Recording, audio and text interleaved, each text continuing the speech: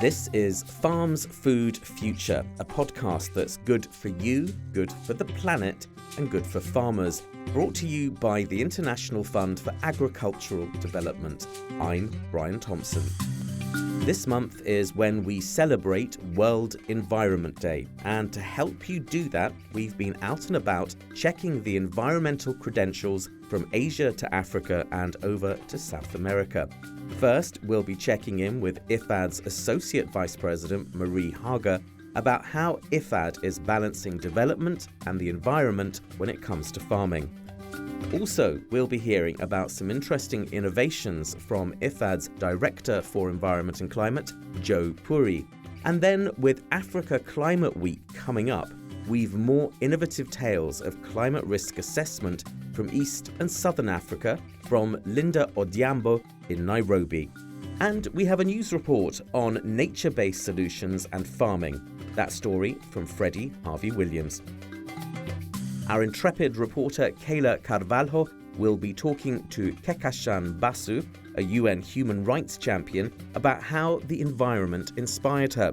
And she'll also be checking in on changes to environmental policies in Afghanistan, plus organic farming in China, and a new group called Chefs for the Planet. Find out who they are and much more.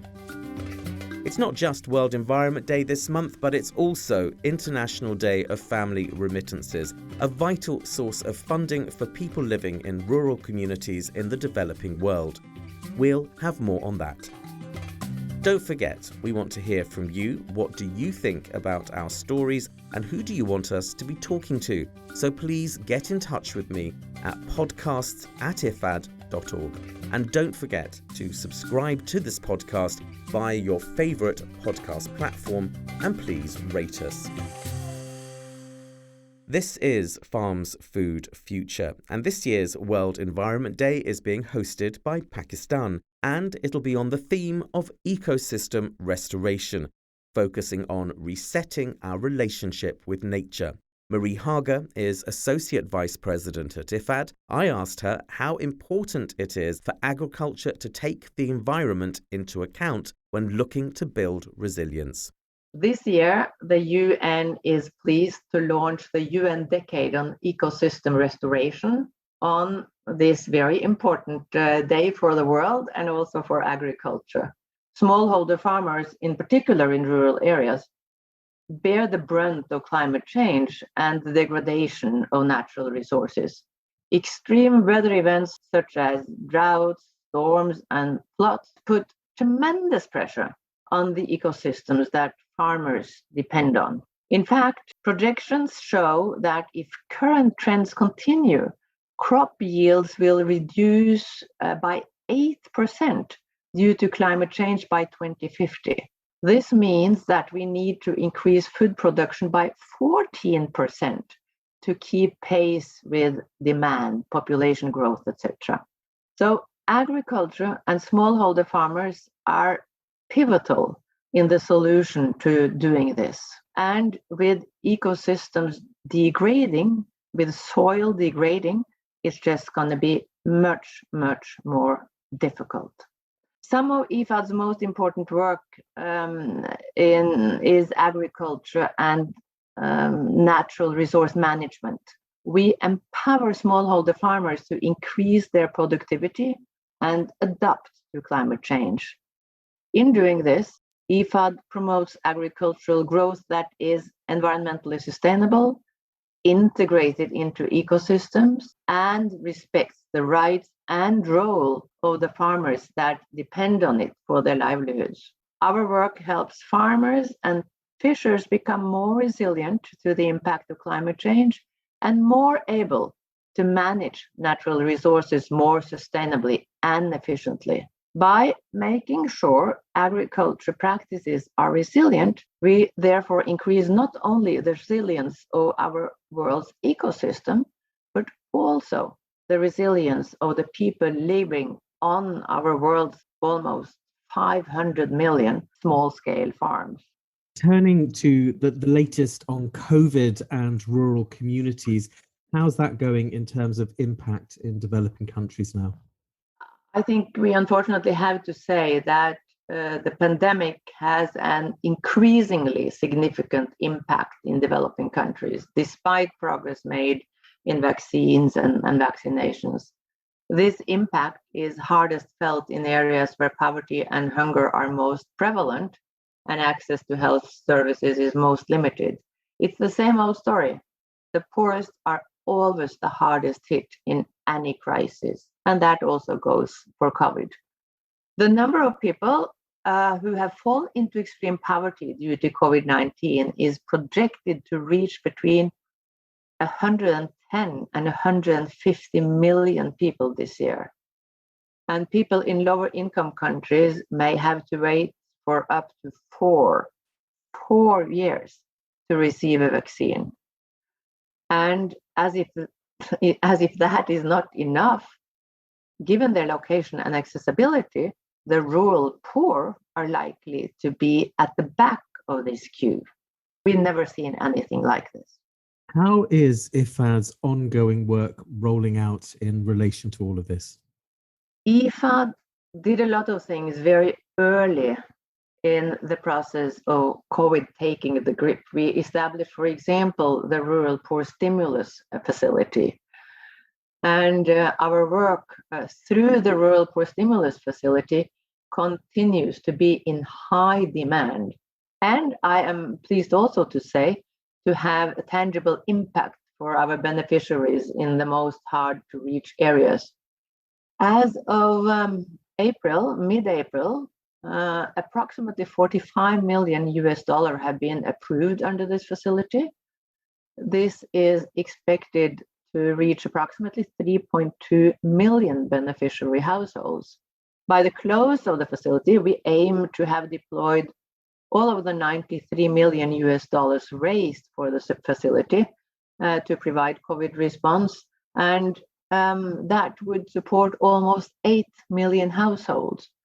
So I think it's fair to say that this is impressive, but it's just so much more that needs to be done. Thanks to Marie Hager. Up next, we hear about innovative projects in the environmental field with Joe Puri. You're listening to Farm's Food Future. I'm Brian Thompson. As Marie mentioned, this World Environment Day will see the launch of the UN Decade of Ecosystem Restoration. Ecosystem restoration can take many forms: growing trees, greening cities, rewilding gardens, changing diets, or cleaning up rivers and coasts. But is this the generation that can make peace with nature? Our reporter Kayla Carvalho asked IFAD's Director of Environment, Climate and Social Inclusion, Joe Puri, how IFAD is helping farmers make peace with nature while also improving their livelihoods. Small-scale farmers are actually the group that IFAD is built around. That's the niche group that we focus on with all of our programs, with our programmer work, with all of our technical work, with all of our advisory work, with all of our knowledge work. And this is important. This is important because I think we are the only agency, and I say that with humility, that recognizes that small-scale farmers produce more than 30% of the world's food supply. So the food that comes to our table. And yet, they only get less than 2% of the overall climate finance flows in the world. And if you computed that as a percentage of overall development assistance, it would go into, the decimal points with many zeros after the decimal.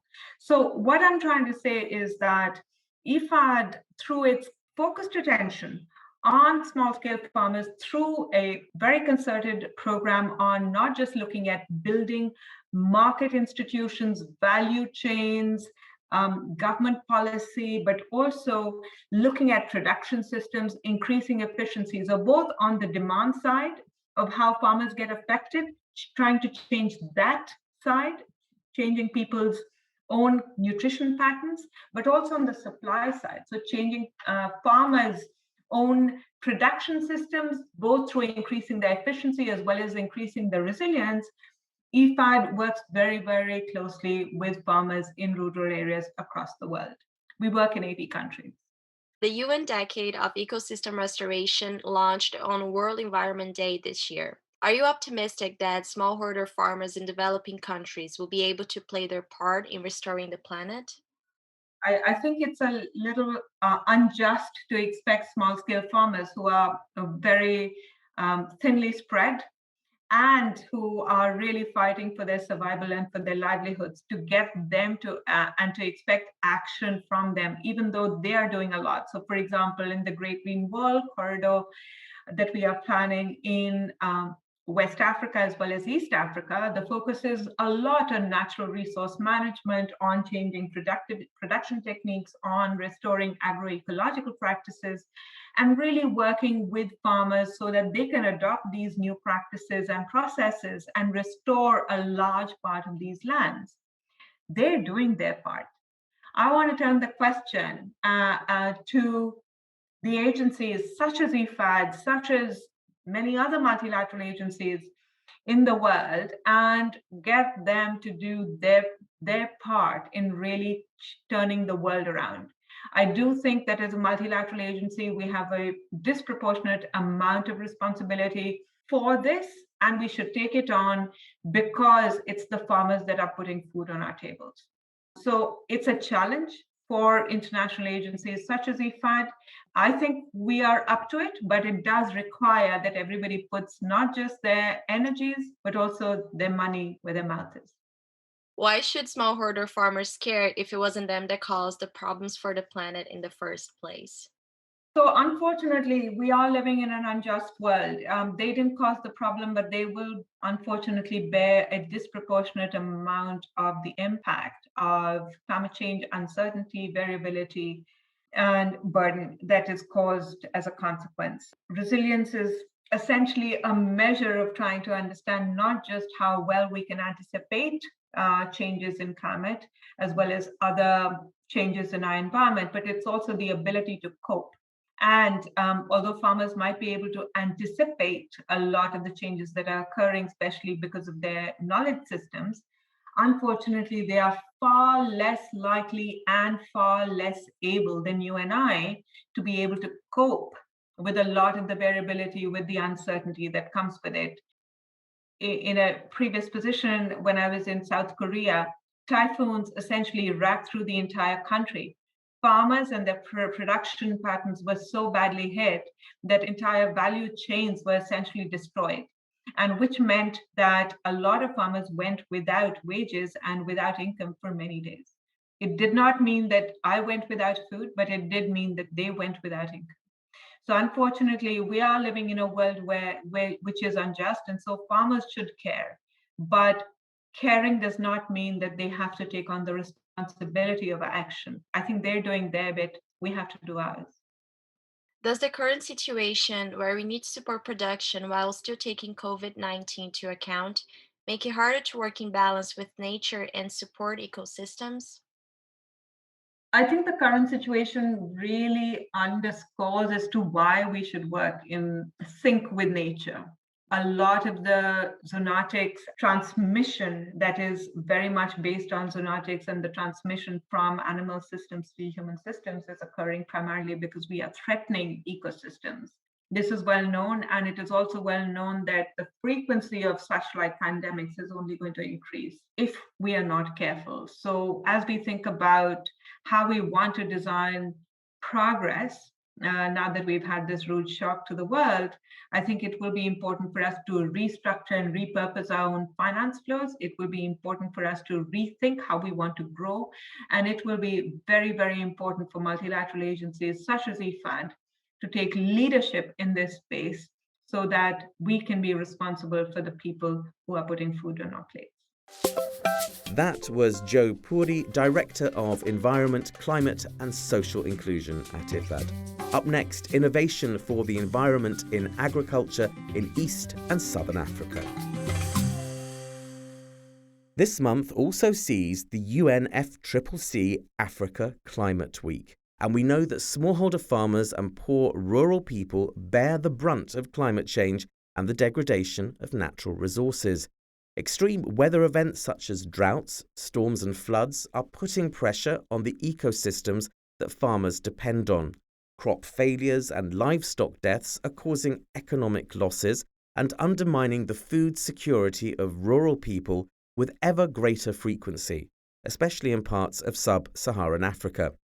How can we empower the smallholder farmers to take charge of their own destiny? Our reporter Linda Odhiambo spoke to Paxina Chileshi, IFAD's Regional Climate and Environment Specialist, to find out how IFAD-supported projects in Malawi, Mozambique and Rwanda are empowering farmers with the necessary skills and tools to undertake climate risk analysis and determine appropriate solutions for the challenges they face. So, Linda, for the International Fund for Agriculture Development, we are supporting farmers in climate risk analysis in three main ways. Firstly, providing them with improved access to climate information. Secondly, we provide them with training to be able to use the climate information that they receive.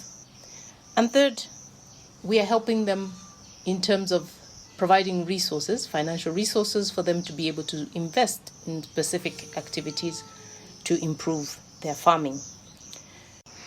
So with this support that you're providing, what kind of solutions are you seeing smallholder farmers adopt on based on the climate risk analysis they are undertaking?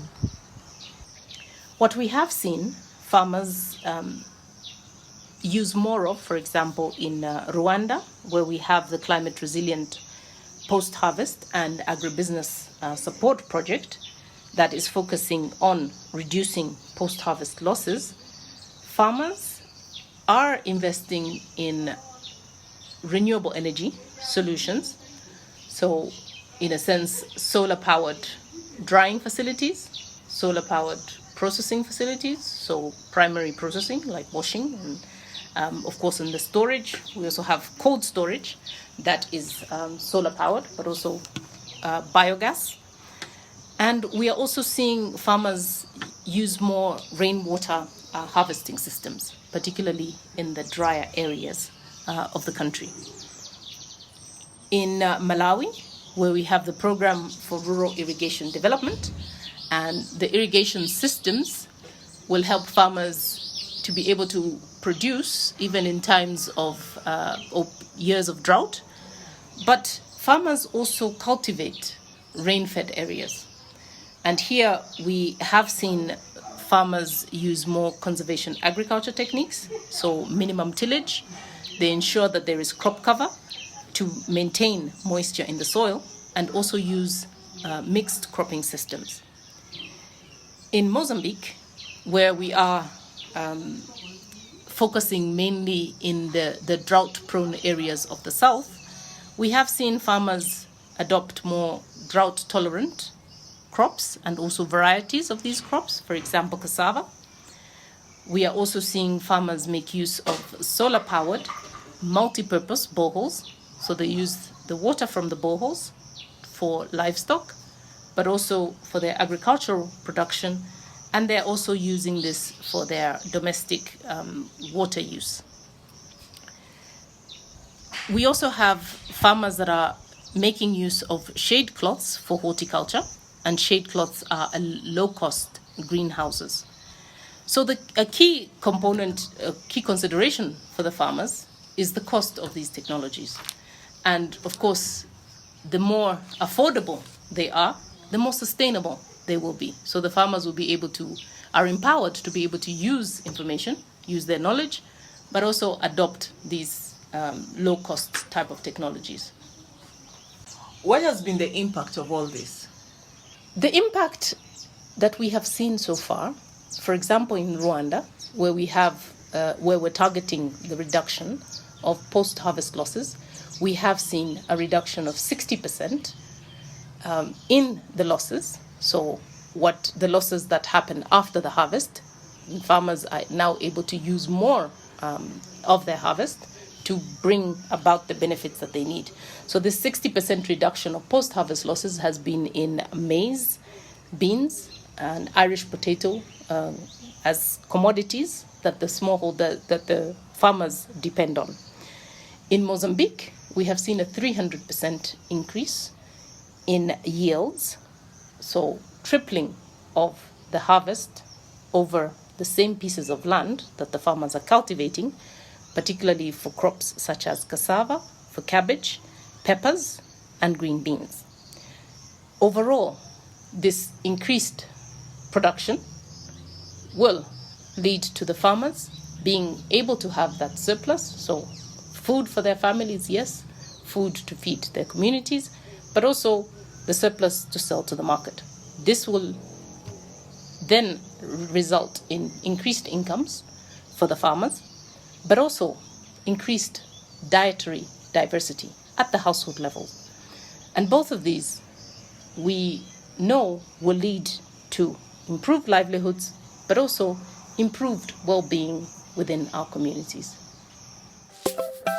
That was Paxina Chileshi, IFAD's climate change expert, speaking to our reporter Linda Odhiambo in Nairobi. For more information about our work on climate and the environment, visit our website www.ifad.org/climate. Coming up, a new report just in time for World Environment Day on nature-based solutions and farming. You're listening to Farms Food Future. We're now in the first year of the United Nations Decade of Ecosystem Restoration, and in the years building up to it, nature-based solutions have garnered greater global attention. In the first of a new technical report series, IFAD will share experiences from their Adaptation for Smallholder Agriculture program. The publication includes lessons from IFAD projects in Sudan and Niger, and its release is set to coincide with the Global Landscapes Forum on Restoring Africa's Drylands, starting on the 2nd of June. Freddie Harvey-Williams has this report. The nature-based solutions concept reinforces that people are not just the passive beneficiaries of ecosystem services and biodiversity. They can proactively protect, manage and restore natural ecosystems and the services that they provide, which represents a significant contribution to addressing climate change and other major societal challenges. While nature-based solutions are not a silver bullet for combating climate change, they are an important tool in a one-planet approach to achieving the 2030 Agenda.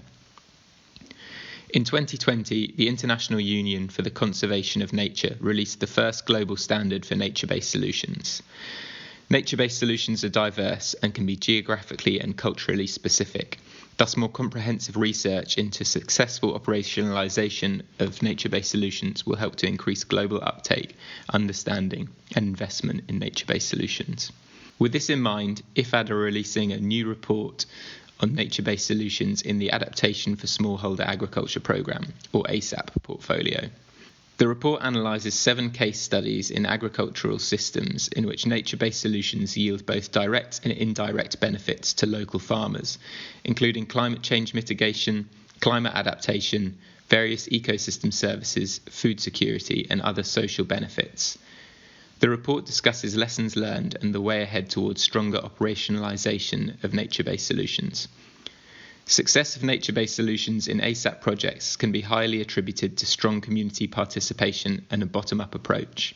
The next phase of ASAP, ASAP Plus, which launched this year, will continue to be a vehicle for trialling and upscaling nature-based solutions, building on experience and lessons learned from ASAP 1 and providing more evidence for the importance of NBS to governments and donors. That was Freddie Harvey-Williams reporting, and that report can be found from 2nd of June on ifad.org. Coming up, we hear from a young woman who is a champion for the environment. This is Farms Food Future, and I'm Brian Thompson. Everywhere in the world, the voices of young people are speaking about the environment and social issues. More than speaking up, they're also creating their own organisations and projects to fight for the future they want. To talk more about these young leaders and their impact on the world, we spoke with Kekashan Basu, a United Nations human rights champion.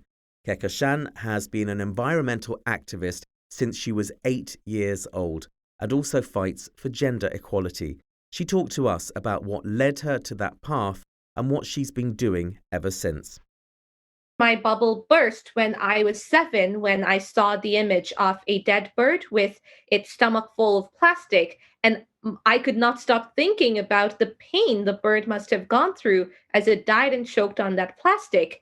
And it was also around that time that I attended a lecture by environmentalist Robert Swan, whose words, "the greatest threat to our planet is the belief that someone else will save it," really resonated with me. And that is what inspired me to plant my first tree on my 8th birthday as the symbolic start to my journey. And my birthday is also 5th June, World Environment Day. So I thought that I was preordained to become an eco warrior. So that is what inspired me to start my sustainability journey. And there's been no looking back since then. You founded the Green Hope Foundation, a youth organization, in 2012. How did it come to be, and what are its main goals? When I was 12 years old, I was at Rio Plus 20, which, as you know, was the largest sustainable development conference of the time. And out of the 50,000 delegates there, I was one of the only 5 under the age of 18. And I really didn't like that because we, as children and young people, deserve to have that seat at the table where we were talking about our present and future. So on my return home, I founded Green Hope Foundation so that I could provide children and young people with a platform to learn about sustainability challenges and then learn how to take actions to mitigate these problems. So currently, we work in 25 countries with over 140,000 young people. And just you asked about our main goals. In 2015, when the SDGs were adopted, I was 15 and the youngest out of the 193 young people, each selected to represent each UN member state at the adoption ceremony. And that is why the SDGs were really, really close to my heart. And what we realized was that our work was exactly what the SDGs mandated. So all we had to do now in 2015 was just link the goals. So now Green Hope Foundation works on leaving no one behind and ensuring a life of dignity for all, as mandated by the SDGs, and really localizing all of these goals, ensuring that we recognize their interconnections and also recognize how important it is to see the unique local challenges that each country or region faces. So, yeah, we work on literally all aspects of sustainable development. This March, you spoke at our IFAD International Women's Day event. Can you tell us more about your fight for women's rights and why it's important that we have a conversation about gender equality? Absolutely.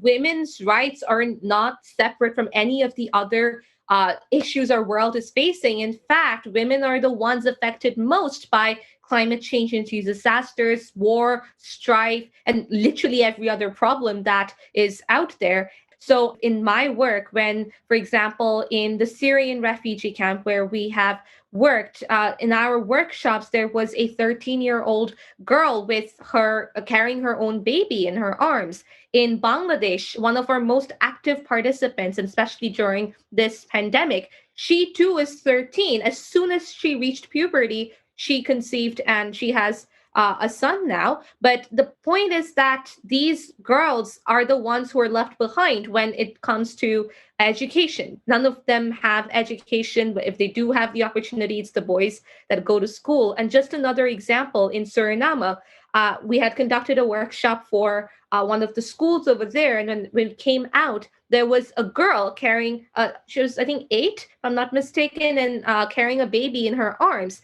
And then when my colleague asked in their local language why she was standing out there and looking so longingly inside the school windows, she said that her mother had to go to work. And that is why she was the one who had to take care of her baby brother, whereas her older brother was allowed to go to school. But the longing in her eyes to get that education, to be there in that classroom, that is what really tugged at my heartstrings. And, these are just some of the examples that I have seen all around the world of just women being left behind, and especially women and girls being left behind in sustainability. So just to go back to the point of the SDGs as well, when I was talking about the interconnections, when we talk about women's rights and Goal 5 gender equality, if we don't also address clean water and sanitation, her access to that, or education, or in peace building and how the lack of peace affects women and girls, then, we are not going to be able to achieve a sustainable world. So yeah, that is why my fight for women's rights has been so deeply interconnected in all that I do, because of the fact that women and girls are so disproportionately affected by literally all of our world's challenges. Kekashan finished by advising people to recognise that there are local challenges and local solutions. According to her, there's no one-size-fits-all solution, especially when it comes to developing nations, and the Western world should be aware of that if it wants to bring real results. Thanks to Kekashan for speaking to our reporter Kayla. Next, we'll be talking about Afghanistan, where environmental policy reform is taking place. This is Farm's Food Future. To change environmental policy, it's vital to take care of resource management, including how to better make use of water resources in a place that's been so affected by climate change. One of the main projects to support the new regulations is the Arghandab Integrated Water Resource Development Project, supported by IFAD. With evidence-based policies, the plan is to increase the capacity of the Dala Dam and in this way increase access to water and irrigation. Our reporter, Kayla Carvalho, interviewed Chandra Samektko, who told us more about the project, the impacts it can have on the environment and population, and how they plan to direct the increased capacity of the dam. We plan to use it for the irrigation and also for the water supply to Kandahar city and also for electricity generation. So there are multi-purpose dam. And to accommodate that, particularly IFAD and ADB looking at the irrigation. And in irrigation, because of it's a multi-user of the water, then there is also a potential conflict in the future. Probably it will not be so obvious at the moment, but within the project, we're not only supporting the infrastructures, institutional development, but we also increase the capacity of the technical water officer in the countries and also support on the policy reform. What we do that we want to establish a new vehicle, this kind of entity to operate the dams and also to make sure that the operation, the water allocation can be sustainable and continuously planned well together with the farmers, water user associations, and of course, considering to the other stakeholders, because this also related to the water supply to the cities and also for the electricity generation plant. How did the Arghandab Integrated Water Resources Development Project improve management and use of water resources? Like, what difference did it make? Okay, first probably let's bring the context of Afghanistan, because Afghanistan is impacted severely from the climate change. There's so many often drought coming regularly, and this also impacted to the productivity of the smallholder farmers. When the water not become available, of course, it's impacted on the plants and their production. So this is where the IFAD come in, intervention, introduction of the irrigation infrastructures. We rehabilitate the existing one, but to make sure that the water available, then we also working on the upstream. It means that we make sure that the water available all the year through the dams. And the current one, actually, there is already existing dam, but not sufficient to demand even now and also in the future. That's why we increase the dam and also improve and the capacity of the water reservoir. It means that the more water become available. And by putting irrigation infrastructures, it means that we increase and modernize the water, like say, delivery from the dam to the field. And it increased the efficiency, because without the modernization and rehabilitation, of course, the water losses will be so much. And then with limited resources, then it will become an issue. What were some of the other results achieved by the project? So the project just has been approved in December 2019. So it's just on the starting points. And the project now just established project management offices in 3 different ministries. in the water authorities, in Ministry of Rural Rehabilitation and Development, and also Ministry of Agriculture, Irrigation, and Livestock. So there are 3 different implementing agencies where they established project management offices. And also, since the project just started in 2020, early 2020, and the COVID-19 hit, so it's impacted the project quite significant because many activities was on hold. I think only several community contracting that we work with the community on the irrigation rehabilitation on the downstream is still ongoing. But hopefully, starting this year on the coming months, then the project can picking up the performance and then make a good progress to catching up and back on track to meet our development objectives. Thank you, Kandra, for speaking to us. Next up, we'll be talking about Chefs for the Planet, an international community of chefs which promotes healthy eating, climate action, and sustainability. You're listening to Farm's Food Future. Chefs for the Planet. It's all about healthy eating, climate action, and sustainability. For that, our reporter Kayla Carvalho interviewed Anne Lamore, one of the founders of the organisation. Lamore started by telling us what the main goals of the project are. The goals is really to raise awareness and educate as many people as possible, so the larger public is our target, about what it means to eat healthily and in a way which does not destroy our health, does not destroy our resources, protect the biodiversity and nature, and also try to reduce our carbon footprint so as to contribute to lesser global warming. Can you tell us more about how you help chefs and cooks be more sustainable in their actions? Yeah, so we're really an influential kind of influencers, network. So what we do is among our chefs, which are part of our community, and we are a young initiative. We started last June, in June 2020, and we have about 100 international chefs in our network to date, and the community is fast growing. As I said, our target is the larger public, but also we want to inspire chefs among them to show as many of them that other chefs are very much engaged on different aspects of sustainability. So I mentioned, for instance, sourcing of products. This is very important. Or the kind of ingredients that you propose in your restaurant, so the kind of products, or the recipes that you produce, or all the attention that you pay to not wasting food or not wasting water or electricity, energy savings, or if you pay particular attention, for instance, also to animal welfare and the way, you're careful with meat and fish. For instance, there are many species of fish which are disappearing, and paying attention to not over-exploiting certain fish as opposed to others. So it's kind of, helping the chefs through engaged chefs, helping other chefs to improve their awareness and the way they cook and what they propose to their customers in a way which is much more engaged and much more respectful of the environment and the nature, and reduce the carbon footprint of our plate.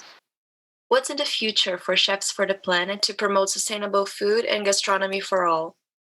What we're trying to do is different things. First, we're participating more and more in events with our chefs and as an organization.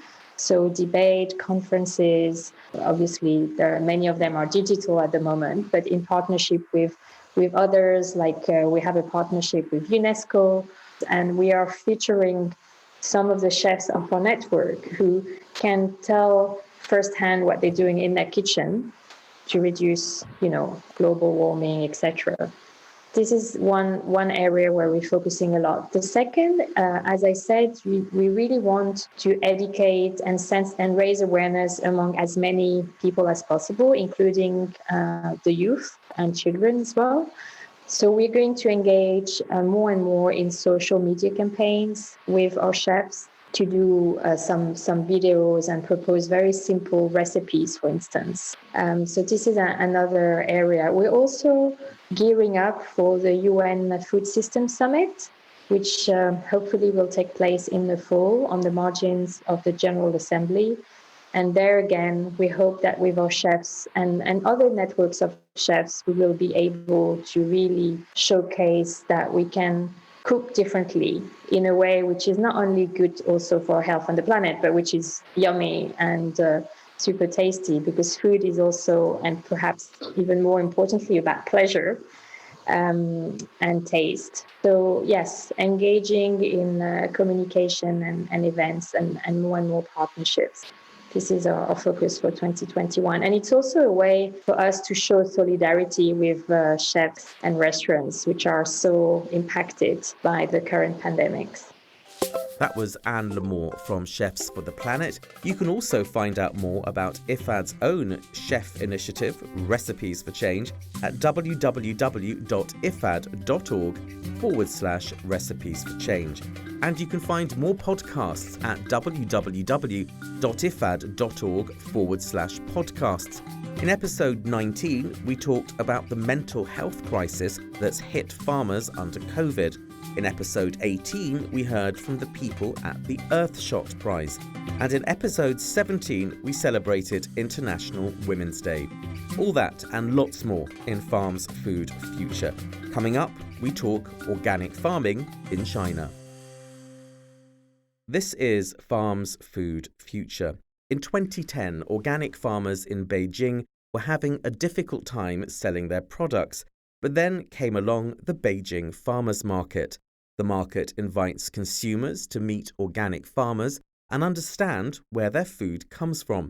It moves from place to place since it's not government supported, but the participants use the constant relocation as an opportunity to find new customers each time, letting more people know about their existence.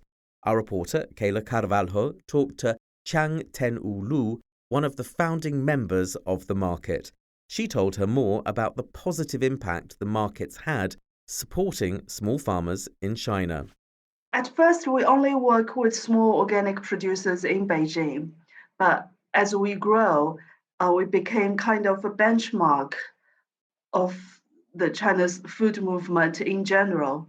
So lots of farmers outside Beijing would also come to us, ask us if they can participate, or if they can't be present in person, if we can sell their products or help them to market their products to consumers, not only in Beijing, but to a nationwide consumer. We have been supporting small farmers, organic farmers in China in two ways. One is through sales. We help them to reach more consumers, market their products at an organic price, at a fair price that they can continue to grow in an organic way and support their family. But the second support comes from more of advocacy.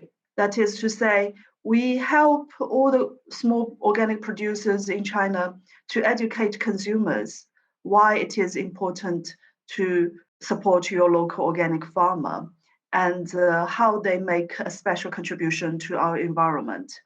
And most of these farmers, in addition to just organic farming, sustainable farming, they do lots of other things such as preserve traditional seeds, support a local economy, children's care, education, looking after the elderly. So they do lots of things in their rural community, which is also important. And we share those stories with the public so that the public have a better understanding of what rural life is like and how healthy food is produced, and why by buying directly from these farmers, they can make a contribution to the rural development.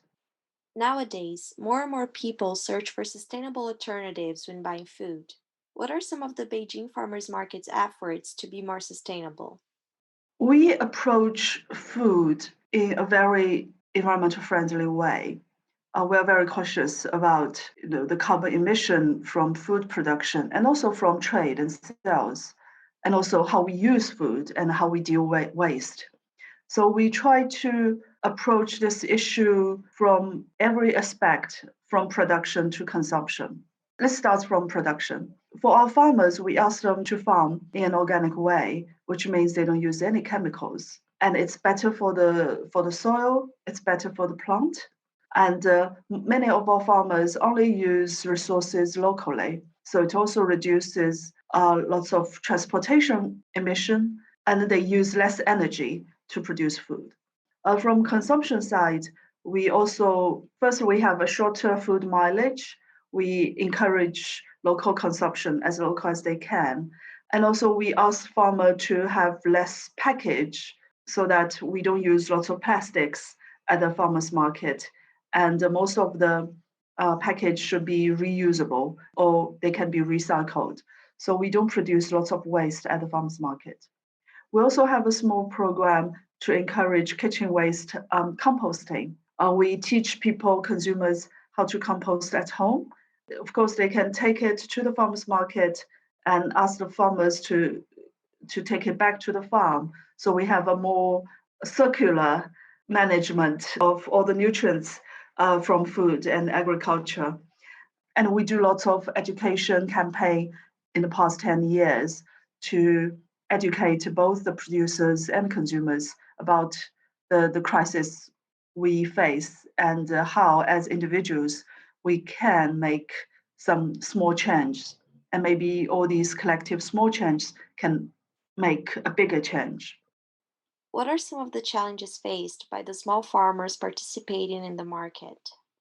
I think the farmers we work with, the small, sometimes indigenous, independent organic farmers, they make the most contribution to our food safety, food security, and also they produce and they sell in a most environmental friendly way.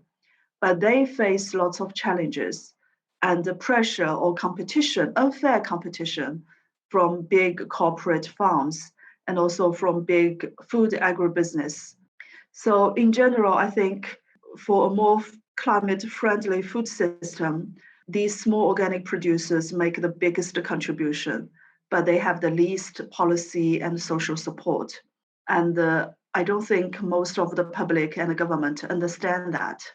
That's why we don't see lots of strong policies to support these producers. And we hope to see change in that regard. That was Chang Tianlu of the Beijing Farmers Market. Coming up, we talk remittances and the importance of sending money home to rural communities. This is Farms Food Future, and I'm Brian Thompson. The International Day of Family Remittances is observed on the 16th of June. It recognises the contribution of over 200 million migrant workers to improve the lives of their 800 million family members back home. This money allows families in developing countries to put food on the table, pay the bills, send kids to school. At least 1/4 is saved or invested.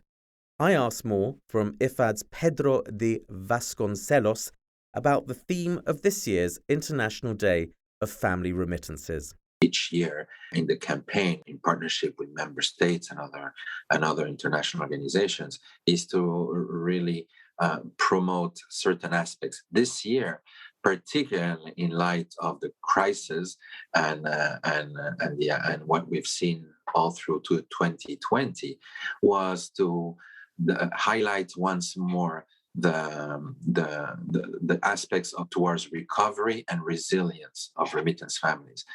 They have demonstrated this, but this year we want to promote these two aspects and ways to achieve it. And the ways to achieve it, Brian, are very simple: is to link remittances with financial inclusion, and as well promote digitalization. These are the two main topics that we would like to make member states more aware of, as well as private sector entities, to provide more linkages between remittances and financial inclusion through, of course, digitalization as well. And if I might just add one more point in this, is why these two topics of financial inclusion? Because the majority of families receiving these flows receive it in cash, and not through a financial institution or an institution that could link these with savings, credit, insurance, and why not pensions? And this is where the real development impact is. Remittances can bring millions into the financial sector and can bring millions again into the new digital environment. And that can facilitate and address many of the reasons that, interesting enough, are the ones that cause a lot of migration that in turn created remittances. You touched upon there how COVID has affected things. So can you go a little bit more into that and tell me how it's affected the flow of income? Through every crisis that we have monitored in regards to remittances since 2000, be it a security one, an economic one, a migration one thing that was absolutely consistent over the years is the resilience of migrants and their families. Migrants will find a way to send remittances back home, not just because, again, this is one of the best elements to showcase that it's not just for consumption, but on the contrary, to achieve their daily needs. These funds are necessary to the lives of their families back home. So migrants will go the extra miles if needed to send these flows. And this is what the crisis has shown. There was a lot of fear at the beginning that given the lockdowns, many migrants were not able to send money. And we started identifying a drop on remittances. But interestingly enough, as more data came in, we realized that in some cases, actually, two things. More remittances were going for some countries, and migrants were using new channels, which is a big novelty because normally migrants will tend to stick to the means of that they have selected in the past to send remittances, and it's very difficult to change their minds. This has changed. Provided the lockdowns, the fact that migrants could not go outside to a money transfer company and put cash on the counter that will then put cash in the hands of their families, they opted and moved towards our digital means. So that has been dramatic and in a positive way, that change towards digitalization. But the second, as I said, is all the prognostics regarding the big decline on remittances were not as dramatic. There's been some decline. There's been communities that have been affected by the fact that migrants that were not working were not able to send some of their savings, and that had a dramatic impact back home. But for the rest, we've seen that they maintain this aid back to their families back home, and in some cases increased. We saw, if I might add, one last main switch or change we've seen is also that a lot of the remittances that were going informally, meaning you give it to a friend that then travels and give it to your family, and therefore was not really tracked.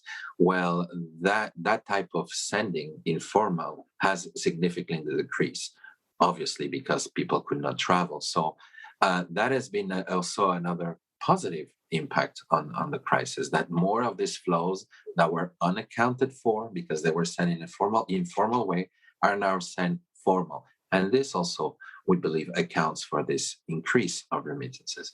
So once more, I think we need to be very humble for this big lesson from 1 billion people supporting their families back home. They don't need publicity. They don't care if people know or not. Actually, they prefer normally not to. But it is a big economic component, a socioeconomic component that a significant part of humanity does on an everyday basis. So this has been very eye-opening in terms of the lessons from the crisis in response to remittances.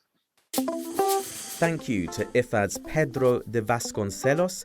More details on the International Day of Family Remittances on the IFAD website /IDFR. And that brings us to the end of this bumper edition celebrating World Environment Day of Farms Food Future. Thanks to our producer Francesco Manetti, our reporters Freddie Harvey Williams, Kayla Carvalho and Linda Odiambo, and everyone else who's worked on this programme. But most of all, thanks to you for listening to this episode of Farms Food Future. brought to you by the International Fund for Agricultural Development. You can find out more about any of these stories at www.ifad.org/podcasts. Remember, we want to hear from you. What do you think about our stories and the issues discussed? And who do you want us to be talking to? So please get in touch with me at podcasts@ifad.org. Send us your voice or text messages to that address, and we'll be happy to play you out in the next show. Also, don't forget to subscribe to this podcast via your favourite podcast platform, and please rate us. I'll be back at the end of June with more news fresh from the farm. We'll be talking all about the UN's Food System Pre-Summit. And once again, we'll be trying to be good for you, good for the planet, and good for the farmers. Until then, from me, Brian Thompson, and the team here at IFAD, thanks for listening.